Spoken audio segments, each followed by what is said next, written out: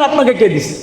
আপনার ঘরে মশা বেশি, আপনি মশা মারেন, মশার ছেলে জেদ করে কেন মশারি ছিনবেন কেন? মাজারে ভণ্ডামি হয়, মাজারে অপসংস্কৃতি কুসংস্কার হয়। আসেন আমরা সবাই মিলে সে মাজারের এই ভণ্ডামি আমরা করি, বন্ধ করি, ভণ্ডামির বিরুদ্ধে প্রতিবাদ করে তুলি। কিন্তু তাই বলে মাজার ভাঙ্গা যাবে না। কথা বলেন ঠিক কিনা বলেন? কারণ এই মাজার হলো বাংলাদেশের মানুষের, মুসলমানদের ইমানের অস্তিত্ব। আল্লাহ নবী সেই মাজারে শুয়ে আছেন, আর আমরা সাধারণ মানুষ যারা, আমরা সেই মাজারের পাহারাদার। ঠিক কিনা বলেন? মাজার ভাঙ্গা যাবে না। মাজার কেন ভাঙবেন? মাজার ভাঙ্গা যাবে না। এই আল্লাহ নবী বাংলার জমিনের মধ্যে ইমান ইসলামকে কায়েম করে গিয়েছেন, কালেমা পড়াইছেন আমাদেরকে। ওখানে যদি ভণ্ডামি হয়, সেরাক হয়, মাজারে সেজদা হয়, ঢোল বাদ্য তবলার গান গাওয়াই হয়, আসেন আমরা সবাই যাই, সেগুলো বাধা দেই, প্রতিবাদ করি, এগুলো যাতে না হয় এমন কিছু আইন জারি করি। কিন্তু তার মানে এটা নয় যে মাজার ভেঙে ফেলতে হবে। আপনি মশার সাথে রাগ করে যদি মশারি ছিঁড়ে ফেলেন তাহলে কি হলো না?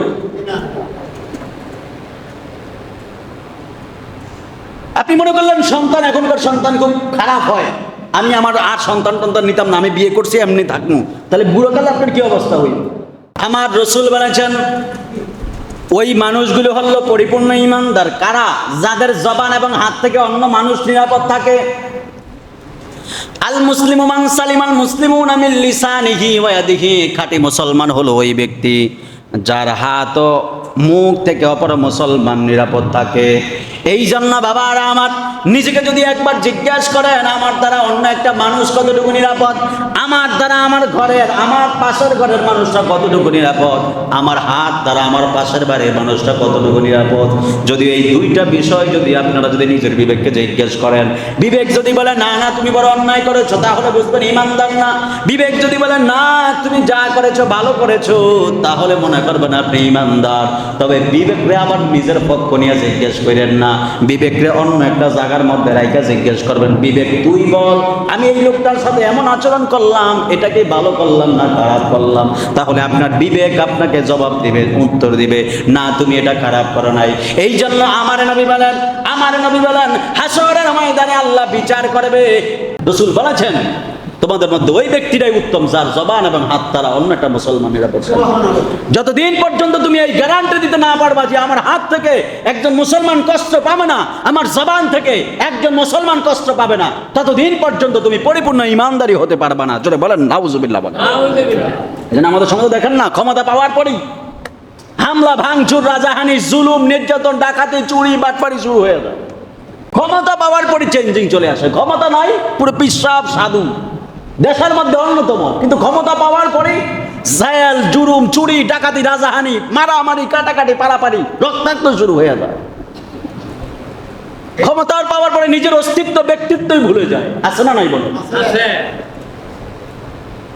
মনে রাখবেন পৃথিবীর সমস্ত ক্ষমতা একদিকে, আর আমার আল্লাহর শুধু কুন ফায়াকুন এই শব্দটাই আরেকদিকে। কথা বলেন ঠিক কিনা বলেন? আল্লাহ চাইলে আপনাকে উঠাইতেও পারে, আল্লাহ চাইলে আপনাকে অস্তিত্ব বিলীন করে দিতে পারে। কিন্তু মশাল্লারে জিত করে মশারি ছিঁড়া ফেলবেন এমন বোকামি কইলেন না। আপনারা প্রায় দেখেছেন বিভিন্ন মাজারের মধ্যে সেজদা দেয়, ভণ্ডামি করে, এই জন্য মাজারগুলো ভেঙে পড়তেছে। কেন মাজার ভাঙবেন কেন? মাজার ভাঙার অধিকার আপনাকে কে দিছে? আপনার ঘরে মশা বেশি, আপনি মশা মারেন, মশার ছেলে জেদ করে কেন মশারি ছিনবেন কেন? মাজারে ভণ্ডামি হয়, মাজারে অপসংস্কৃতি কুসংস্কার হয়। আসেন আমরা সবাই মিলে সে মাজারের এই ভণ্ডামি আমরা করি, বন্ধ করি, ভণ্ডামির বিরুদ্ধে প্রতিবাদ করে তুলি। কিন্তু তাই বলে মাজার ভাঙ্গা যাবে না। কথা বলেন ঠিক কিনা বলেন? কারণ এই মাজার হলো বাংলাদেশের মানুষের, মুসলমানদের ইমানের অস্তিত্ব। আল্লাহ নবী সেই মাজারে শুয়ে আছেন, আর আমরা সাধারণ মানুষ যারা, আমরা সেই মাজারের পাহারাদার। ঠিক কিনা বলেন? মাজার ভাঙ্গা যাবে না। মাজার কেন ভাঙবেন? মাজার ভাঙ্গা যাবে না। এই আল্লাহ নবী বাংলার জমিনের মধ্যে ইমান ইসলামকে কায়েম করে গিয়েছেন, কালেমা পড়াইছেন আমাদেরকে। ওখানে যদি ভণ্ডামি হয়, সেরাক হয়, মাজারে সেজদা হয়, ঢোল বাদ্য তবলার গান গাওয়াই হয়, আসেন আমরা সবাই যাই, সেগুলো বাধা দেই, প্রতিবাদ করি, এগুলো যাতে না হয় এমন কিছু আইন জারি করি। কিন্তু তার মানে এটা নয় যে মাজার ভেঙে ফেলতে হবে।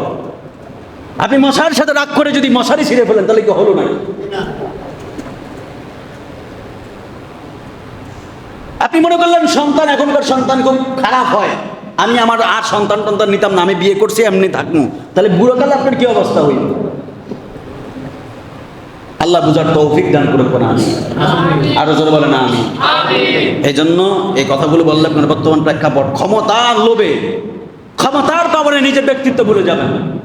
মনে করবেন আমি ইমাম হয়ে গেছি, বক্তা হয়ে গেছি, মুখ দিয়ে যা আসতেছে বলতেছি, আমি কমিটি হয়ে গেছি, আমার মুখ দিয়ে যা আসতে তা বলতেছি, আমি নেতা হয়ে গেলাম, আমার মুখ দিয়ে যা আসতেছে তা বলতেছি, এমনটা নয়। এমনটা যেন আমাদের মধ্যে না হয়, আল্লাহ বুঝার তৌফিক দান করে না। প্রত্যেককে তার কৃত করবার জবাব একদিনকে দিতেই হবে, জবাবটা দিয়ে আল্লাহর জান্নাতে যাইতে হবে।